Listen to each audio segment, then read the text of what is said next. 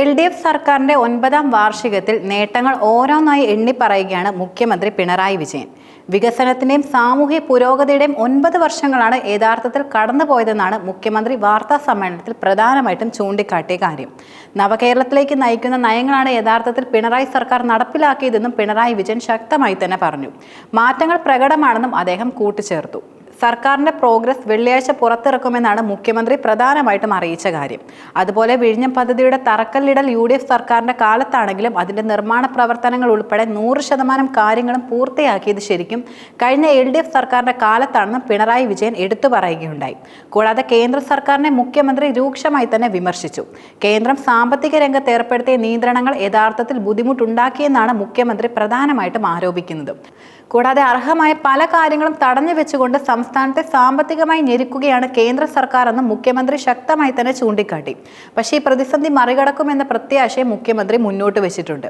GAIL pipe line ഉൾപ്പെടെയുള്ള പദ്ധതികളെക്കുറിച്ചും ദേശീയപാത വികസനത്തെക്കുറിച്ചും മുഖ്യമന്ത്രി പ്രസംഗത്തിൽ ചൂണ്ടിക്കാട്ടുകയുണ്ടായി. വഴിമുട്ടി നിന്ന ഒട്ടേറെ പദ്ധതികൾ LDF സർക്കാർ ശരിക്കും പൂർത്തിയാക്കിയിട്ടുണ്ട്.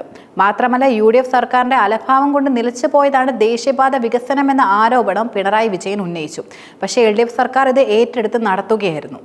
രാജ്യത്ത് ഒരിടത്തും ഇല്ലാത്ത തരത്തിൽ കേന്ദ്രം നിബന്ധനകൾ വെച്ചെന്നും മുഖ്യമന്ത്രി ശക്തമായി തന്നെ ആരോപിക്കുകയുണ്ടായി.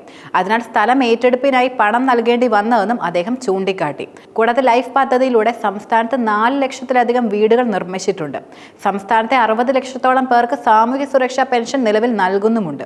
LDF സർക്കാർ ലക്ഷ്യമിടുന്നത് യഥാർത്ഥത്തിൽ നവകേരളത്തിനായിട്ടാണ്. മാത്രമല്ല കൊച്ചി മെട്രോയും കണ്ണൂർ വിമാനത്താവളവും യാഥാർത്ഥ്യമാക്കിയിട്ടുമുണ്ട്. പ്രകടന പത്രികയിലെ വാഗ്ദാനങ്ങളുടെ പ്രവർത്തന പുരോഗതി എല്ലാ വർഷവും പൊതുജനങ്ങൾക്ക് മുന്നിൽ സമർപ്പിക്കുകയും ചെയ്യുന്നുണ്ടെന്ന് മുഖ്യമന്ത്രി വെളിപ്പെടുത്തി. കേരളത്തിൽ ഒന്നും നടക്കില്ലെന്ന ധാരണ ഒരു ഘട്ടത്തിൽ നിലനിന്നിരുന്നു. അത് തീർത്തും ഇപ്പോൾ അപ്രതീക്ഷിതമായി. മാത്രമല്ല അങ്ങനെ വെല്ലുവിളിച്ചവരൊക്കെ നിശബ്ദരായി മാറിയിരിക്കുകയാണ്. കോവിഡ് പ്രതിസന്ധികളെയും അതുപോലെ സാമ്പത്തിക രംഗത്തെ കേന്ദ്ര സർക്കാർ ഏർപ്പെടുത്തിയ നിയന്ത്രണങ്ങൾ സൃഷ്ടിക്കുന്ന ബുദ്ധിമുട്ടും അതിജീവിച്ചുകൊണ്ടാണ് യഥാർത്ഥത്തിൽ കേരളം മുന്നോട്ട് പോകുന്നതെന്ന് മുഖ്യമന്ത്രി കൂട്ടിച്ചേർത്തു.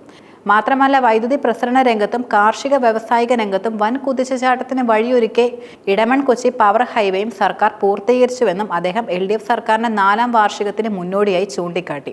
മാത്രമല്ല കേരളത്തിന്റെ മുഖച്ഛായ മാറ്റുന്ന വൻ പദ്ധതികളാണ് യഥാർത്ഥത്തിൽ നടപ്പിലാക്കി വരുന്നതെന്നും അദ്ദേഹം കൂട്ടിച്ചേർത്തു.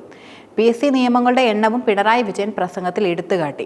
2016 മുതൽ ഇതുവരെ 2,80,934 ഉദ്യോഗാർത്ഥികൾക്ക് PSC വഴി നിയമനം നൽകിയെന്നും അദ്ദേഹം പറഞ്ഞു. പിന്നീട് LDF അധികാരത്തിൽ വന്ന ശേഷം ഇതുവരെ 4,956 പട്ടയങ്ങൾ വിതരണം ചെയ്തിട്ടുണ്ട്. അതിൽ തന്നെ 2,23,945 പട്ടയങ്ങൾ 2021 ശേഷം വിതരണം ചെയ്തവയാണെന്നും അദ്ദേഹം വെളിപ്പെടുത്തി.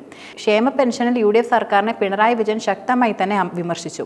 സാമൂഹ്യക്ഷേമ പെൻഷൻ 60 രൂപയിൽ നിന്ന് 1,600 എത്തി.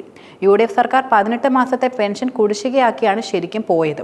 രാജ്യത്തെ ഏറ്റവും കുറവ് വിലക്കയറ്റമുള്ള സംസ്ഥാനമാണ് കേരളമെന്ന് ജനക്ഷേമ നടപടികളിലൂടെ വിപണിയിൽ കൃത്യമായി ഇടപെടൽ നടത്തുന്നത് കൊണ്ടാണ് വിലക്കയറ്റം പിടിച്ചു നിർത്താൻ സാധിക്കുന്നതെന്ന് മുഖ്യമന്ത്രി കൂട്ടിച്ചേർത്തു.